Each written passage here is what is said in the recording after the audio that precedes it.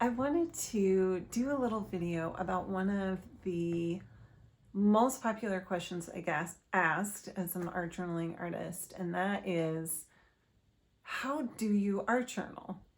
And it's a pretty good question because it's easy to make journals and to do art in them, but what is the process of art journaling? How do you combine journaling and art? And so I wanted to do a little video to kind of share some of the tips and techniques that I like to use and give you some ideas too, in case you also are wondering what next. And the way I got started was, from the age of 8, well into my 20s, I journaled constantly. And I journaled in anything. It was never usually anything special until I was in my 20s and I started bookbinding. And then I actually made books by hand and I wrote in them.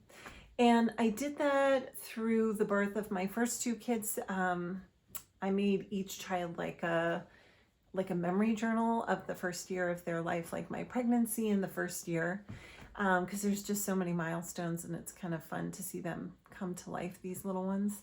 And so I did do that with all 4 of my kids, but I never wrote in between. I forgot to journal until I went through a divorce and my mother became terminally ill and life went crazy. And then at the same time, I had 2 teenagers and life was crazy and newborns.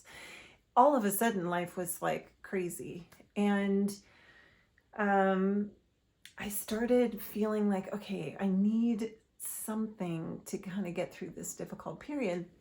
I was already doing art, which was super healing and like really therapeutic and bringing me a lot of comfort and excitement and joy. But life was also very stressful and difficult.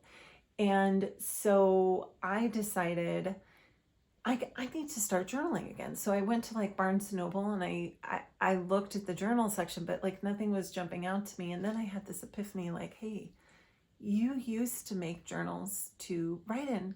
Why don't you do that now? And you can combine doing art and the journaling. And so that's what I did. I actually have, this is the first journal that I made to write in, and I thought I would go through a couple of the different journals I have and some of the different ways that you too can art journal and make something that's artful and creative, but maybe practical too, because self-care is practical. We all need it. And I do feel like art is like self-care, as is journaling. And so I wanted to give you some ideas because I do get asked this question a lot and I thought it might be really helpful. So let's go look at some of these journals and see what kind of inspiration I can give you. So I'm surrounded here by a bunch of different journals, and I'll try and keep this pretty quick. I just want to focus more on the ideas for journaling in terms of more of the writing. So first and foremost, the best way to use an art journal, or how I like to use it, is I create art but leave space for writing. So there's so many ways to approach that. You can just have blank pages, add some art as you go, and then do writing. I tend to do sections at a time that are ready. And so the first thing I could suggest is create art and then do writing in the journal around your art. It's really just for you. And I think people get tied up thinking that if they're making art, it needs to be seen or on a gallery wall.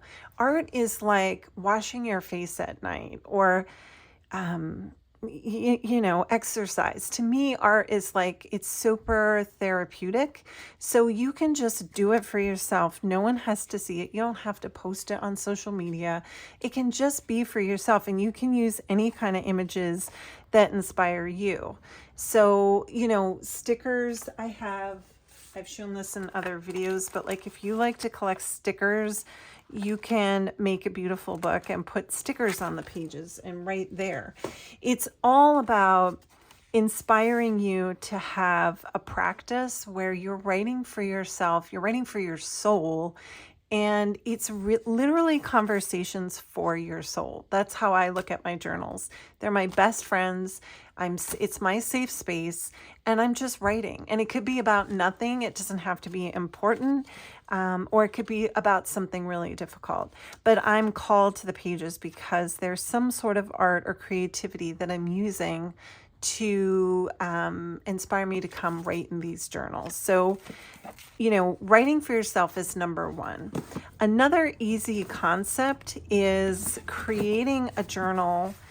So you can make one and then use it for gratitude. So these are all my little gratitude journals. So I try every day to remember to make like a small list of things that I'm grateful for.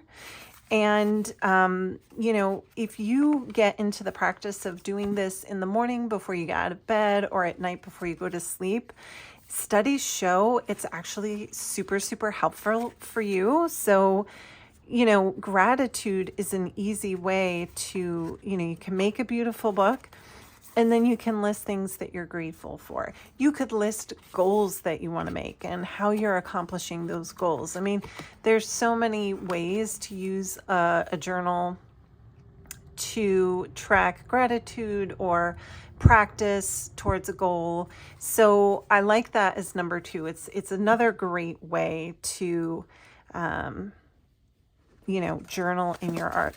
Another great way, and I haven't finished this is just art right now, but another great way is to have, this is a smaller project, but maybe create a journal with the idea of writing about your ancestors or your family. So I just made this little accordion book. I haven't finished it. I have a whole section here that I have to fill in about my mom. And this is just photos, but imagine that you do something like this with a photo, and then you can write your favorite ideas about that family member. Or if it's your grandmother, one of her recipes. So you could write little, you could do art and photos and then write about your family members. I think that's another great way to use art journaling as well. The other thing that I like to do is, I'm trying to think here, is incorporate family photos, like current photos. So photos of people who you love or who inspire you, and kind of write about them. Write about the people who inspire you, even if it's someone you don't know, like maybe it's an artist or, like the Dalai Lama or someone who you find inspiring. You could create a journal that's just about the people who you admire, and who you find inspiring. So that's four. Another one that I love, and this is really easy to do, is just create art journals, but then chronicle your adventures. So, if you're out on a walk, take a picture. You could write about that experience. A lot of this, like here, I have like all these Buddhas all over my property. So I wrote about having that and how that makes me feel. I have some garden entries. Writing gardening journals are great. You could chronicle the different seasons and take pictures. Even like Kung Fu Panda. We took the kids out that day to see Kung Fu Panda. So I'll incorporate that, or I'll take pictures of what I'm working on at art. So it's another way to kind of chronicle, but with photos, which is fun too. And of course, just a travel journal. So like if you're on traveling, creating a journal about where you're going. So that's another thing. One of the fun things I like to recommend is, like, if you're about to go on a trip somewhere, make a little journal that's dedicated to that trip. So maybe put just 10 or 15 pages, and you could glue your tickets in there and your photos and the day, like you could write about each day. So a travel, or like adventure journal. Those are another really good one.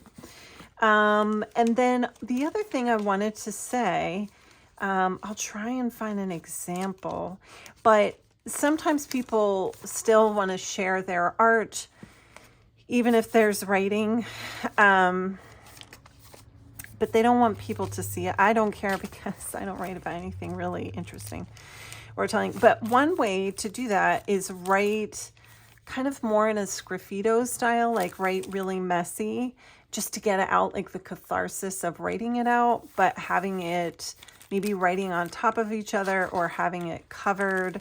You know, that could be another fun way to go.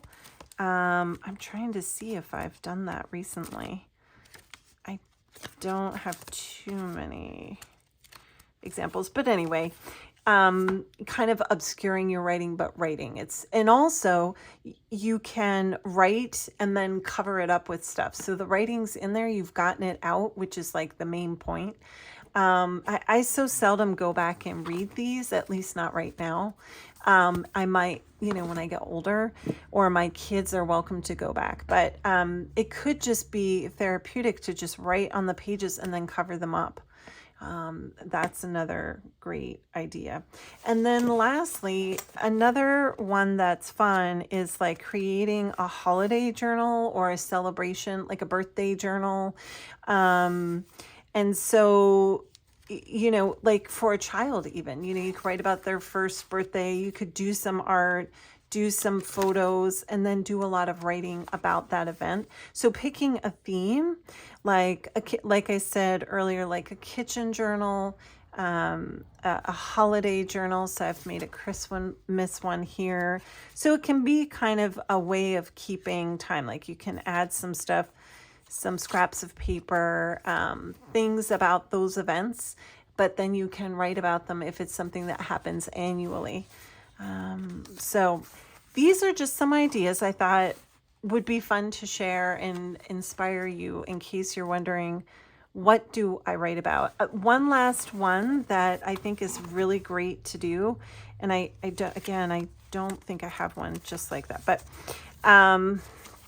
one of my favorite things, and this is another great idea, is to create a journal with art and then inspirational quotes or inspirational song lyrics or inspirational